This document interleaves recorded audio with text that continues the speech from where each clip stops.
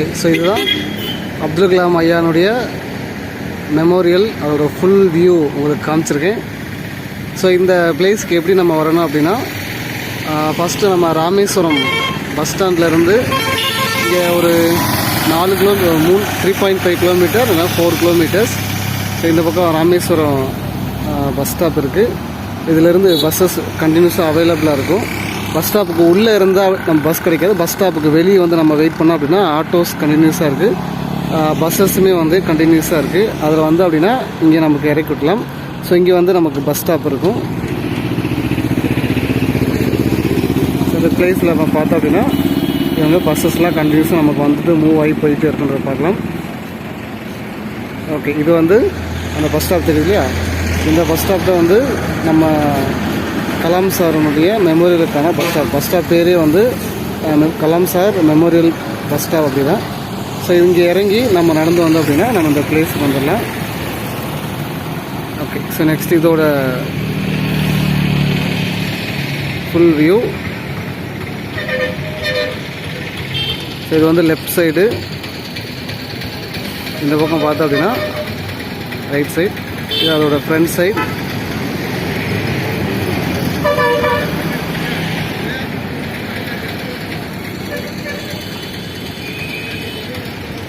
Okay, so left சைடில் பார்த்தா ஒரு 3 பனைமரம் இருக்குது. இன்னும் ஒரு பெரிய ஆலமரம் கூட இருக்குது. அப்படியே கீழே பார்த்து போனோம் அப்படின்னா இங்கே ஸோ உள்ளே வந்து மொபைல் பேக் எதுவுமே அலோடு கிடையாது. செப்பல்ஸுமே வந்து நம்ம மெயின் ஹாலுக்கு போகும்போது செப்பல்ஸ் எல்லாமே கலட்டி வச்சு தான் போகணும். இதோட ஸ்ட்ரக்சர்ஸ் பார்த்தோம் அப்படின்னா அவ்வளோ அழகாக கன்ஸ்ட்ரக்ட் பண்ணியிருக்காங்க.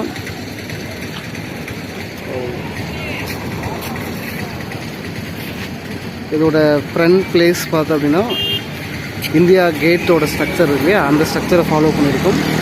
பின்னாடி இருக்கக்கூடிய அந்த மெயின் சர்ஃபேஸ் இல்லையா, இந்த இது வந்துட்டு குடியரசுத் தலைவர் மாளிகையினுடைய ஸ்ட்ரக்சர், அதை ஃபாலோ பண்ணி அதே மாதிரி கன்ஸ்ட்ரக்ட் பண்ணியிருப்பாங்க.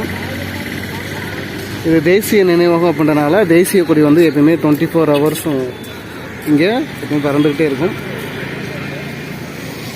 இதோட ஃபுல் வியூ ஒவ்வொன்றா காமிச்சிட்டே இருக்கு.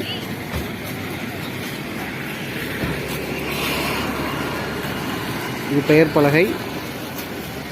ஏன்னா உள்ளே நம்ம ஃபோட்டோஸ் எதுவும் எடுக்க முடியாதனால இந்த இடத்துல வந்து மோஸ்ட் ஆஃப் த பீப்புள் வந்து இங்கே தான் ஃபோட்டோஸ் எடுத்துக்கிறோம்.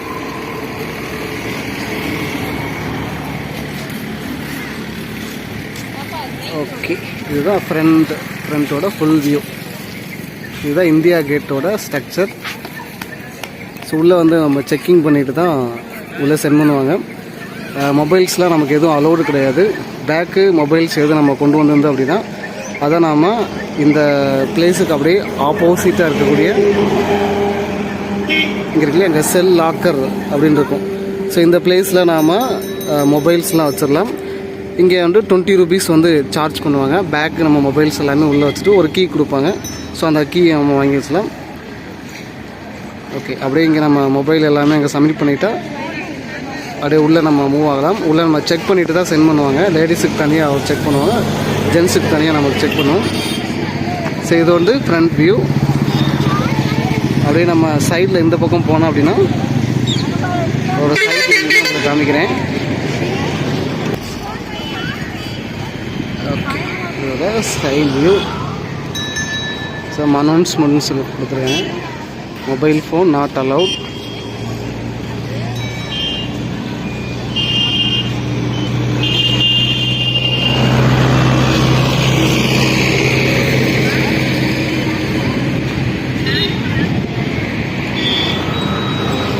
ஸோ இந்த சைடு தான் வந்து நினைவகத்துக்கு உள்ளே போகிறதுக்கான வழி. இங்கெல்லாம் செப்பல்ஸ் ரிமூவ் பண்ணிவிட்டு நம்ம உள்ளே போகணும். அதோட இவன் பக்கத்தில் இன்னும் பக்கத்தில் போய் காமிக்கிறேன்.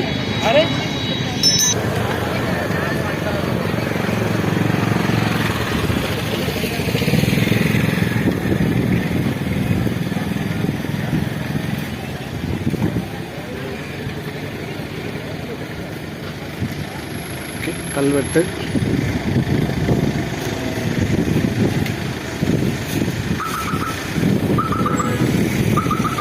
இந்த மெமோரியல் கட்டினதுக்கான ஒரு கல்வெட்டு.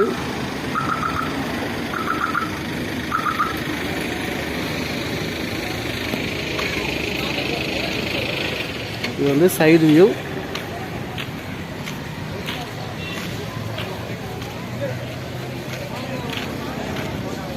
எவ்வளோ அழகாக இருக்குது பாருங்கள். One of the biggest museum in India. இந்த மியூசியம் வந்து சென்ட்ரல் கவர்மெண்ட்டு DRDO தான் இந்த மியூசியமை மெயின்டைன் பண்ணுறாங்க.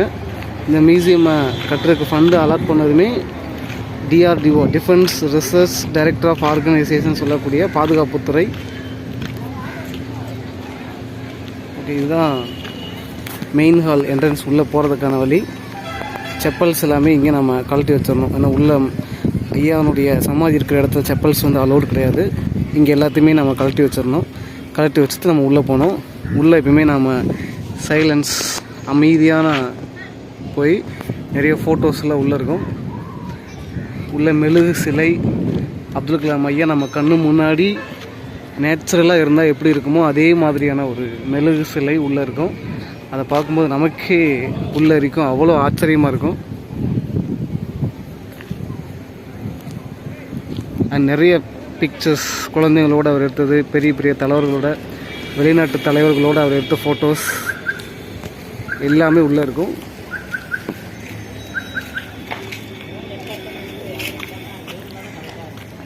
இது அது பேக் வியூ.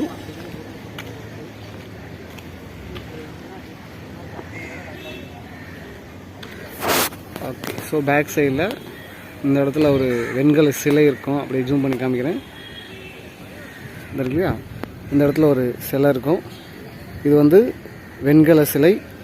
அப்துல் கலாம் ஐயா 2015 இறந்ததுக்கப்புறம் முதல் ஆண்டு இருக்கு இல்லையா, 2016 அப்போ இருந்த பிரைம் மினிஸ்டர் நரேந்திர மோடினால வெண்கல சிலை வந்து நிறுவப்பட்டாங்க. அது வந்து அப்போ முன்னாடி ஃப்ரண்ட்டில் வச்சுருந்தாங்க. அதுக்கடுத்து 2017 இந்த மணிமண்டபம் ஃபுல்லாக கட்டி ஓப்பன் பண்ணதுக்கப்புறம் இந்த வெண்கல சிலையோட பிளேஸை வந்து இந்த இடத்துக்கு வந்து மாற்றிட்டாங்க. ஓகே, அடுத்து இந்த இடத்துல சில ஏவுகணையினுடைய ராக்கெட்டினுடைய மாடல். இது வந்து PSLV ராக்கெட்டினுடைய மாடல். இந்த பெரிய சைஸ் வந்து இன்னும் தெளிவாக காமிக்கிறேன். ஓகே, இந்த பெரிய சைஸ் தெரியுது இல்லையா, இது வந்து அக்னி ஏவுகணையினுடைய மாடல். அது எப்படி மாடல் இருக்குன்றது எல்லாமே பின்னாடி அந்த இதோட கொடுத்துருப்பாங்க. எல்லாமே க்ரீனிஷ் பிளேஸாக நேச்சுரலாக மெயின்டைன் பண்ணிகிட்டு இருப்பேன். உள்ளே போகும்போது அவ்வளோ அமைதியான ஒரு சூழல்.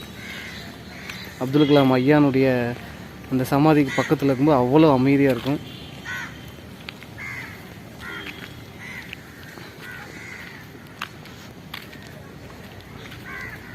இது வந்து back side view. Full view காமிக்கிறேன். ஸோ ஒரு இயற்கையான சூழல்.